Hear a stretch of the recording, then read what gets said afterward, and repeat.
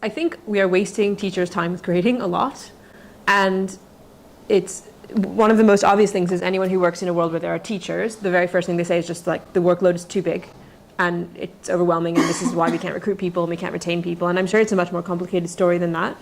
But it's interesting to me that right now the media hysteria about AI worries that students will forge papers or whatever.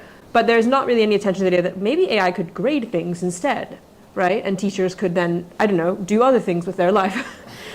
So I guess to me, the very first thing I notice is this gap between this very real need we have for more teaching hours by real humans and the lack of use of AI to do that yet. There's also some interesting stuff that could potentially be done about having AI generate analysis of, like this class in particular isn't doing well or whatever, but I don't want to speak on that too much. I know there are a lot of interesting, there's a project with Jeff Barton, I believe, about rethinking assessment, and I hope there'll be some kind of thoughtful analysis here. I'm neither a chipper AI supporter nor a huge detractor. I just think it's a tool like any other.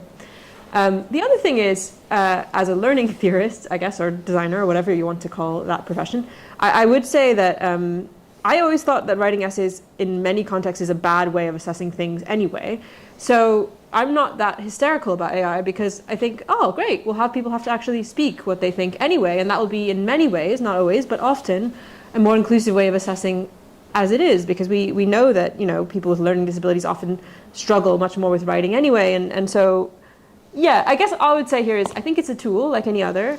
I think we're missing both the disadvantages of it and the potential benefits, and those are some of the benefits I see, but obviously there'll be lots of nefarious AI things as well, and I can see that immediately.